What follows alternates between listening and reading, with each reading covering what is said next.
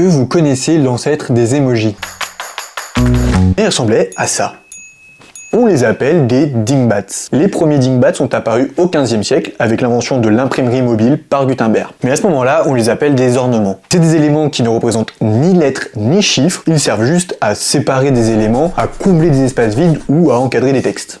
Au 19e siècle, ça va énormément évoluer, c'est-à-dire qu'il va y avoir l'industrialisation de l'imprimerie. Les imprimeurs ils vont toujours avoir besoin de ces ornements, mais cette fois il faudra que ce soit rapide à faire. Et donc ça va vraiment se multiplier parce que les fonderies typographiques vont créer des polices spécifiques avec des dingbats. Ces motifs, ça va devenir des formes géométriques, des flèches, des étoiles ou même des petites mains qu'on appelle des manicules. En fait, le mot dingbat, il va vraiment apparaître au 20e siècle aux États-Unis. Dingbat, c'est un mot qui veut dire quelque chose, un truc. Et ces éléments-là, on ne pouvait pas les désigner comme lettres ou chiffres, du coup on les appelait dingbats. Mais en 1978, les dingbats vont prendre une toute nouvelle dimension. Parce que Hermann Zapf, un typographe américain, va concevoir une typographie uniquement composée de dingbats, qu'il va appeler tout simplement Zapf Dingbat. Ça devient la toute première typographie standardisée pour les ordinateurs. Et c'est un élément qui est encore essentiel dans le design graphique et numérique. Des nouvelles typographies comme Winding ou Font-Awesome, ou comme des icônes utilisées sur des interfaces utilisateurs. On en trouve même parmi les emojis qui sont un peu devenus les héritiers modernes des dingbats.